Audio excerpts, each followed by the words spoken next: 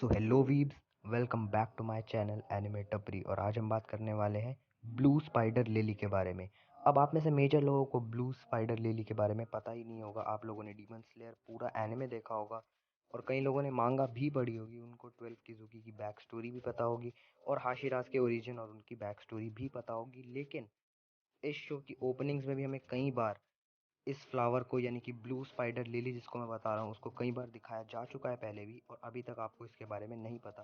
तो आज की वीडियो में हम डिस्कस करेंगे कि ब्लू स्पाइडर लिली आखिरकार है क्या। तो सबसे पहले आपकी स्क्रीन पे आपको दिख रहा होगा कि ब्लू स्पाइडर लिली की मैंने एक इमेज आप लोगों को दी है।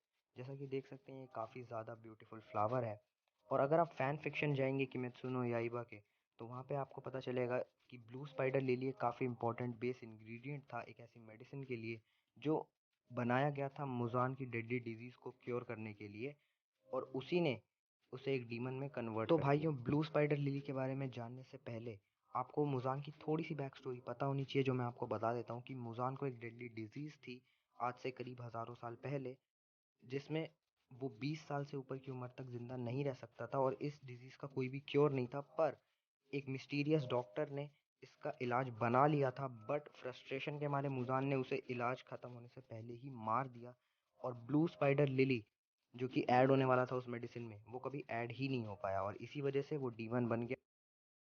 और डीमन बनने के बाद मुजान के पास सिर्फ एक ही वीकनेस थी। हालांकि वो इमॉर्टल था, पर वो सूरज की लाइट यानी कि जो सनलाइट होती है उसमें वो चल नहीं सकता था, और उसी से उसकी डेथ एंड में हो जाती है सीरीज़ के।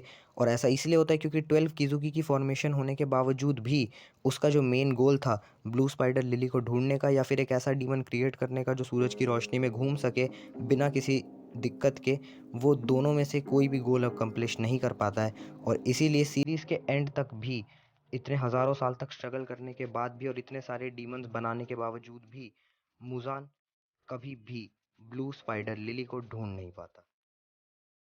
लेकिन दोस्तों, मांगा के एंड में यानी चैप्टर नंबर 205 में हमें मिलाया जाता है आओई हाशिबिरा से। और ये एक बोटेनिस्ट है जो कि और कोई नहीं बल्कि इनोसुके हाशिबिरा का ही ग्रेट ग्रैंडसन है। इसकी थीसिस के थ्रू ये खुद बताता है कि जो ब्लू स्पाइडर लिली है जिसकी तलाश हज़ारों साल पहले मुजान कर रहा था, वो एक ऐसा फ्लावर है जो सिर्फ साल में 2 या 3 बार ही खिलता है, और क्लाइमेट कंडीशंस की वजह से कभी कभार वो साल में एक बार भी नहीं खिलता। और सबसे मेजर फैक्ट यही है कि ये जब भी खिलता है तो ये सिर्फ सनलाइट में खिलता है कुछ घंटों के लिए। सो गाइस, थोड़ा सा रिसर्च करने के बाद मुझे ये पता चला कि जो ब्लू स्पाइडर लिली है वो ओरिजिनली इंस्पायर्ड है रेड स्पाइडर लिली के एक ओरिजिनल फ्लावर से, जो कि जापानीज फोल्कलोर में बहुत ही ज़्यादा रिस्पेक्टेड फ्लावर या प्लांट कह सकते हो। और ये सांजू रिवर के छोर के पास पाया जाता है। और इसकी इम्पोर्टेंस ये होती है कि जब कोई मर जाता है तो उसके पास ये फूल एज अ रिस्पेक्ट रखे जाते हैं।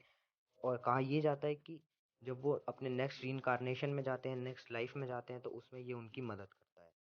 सो गाइस, अगर आपको वीडियो अच्छी लगी तो make sure to like and subscribe to our channel.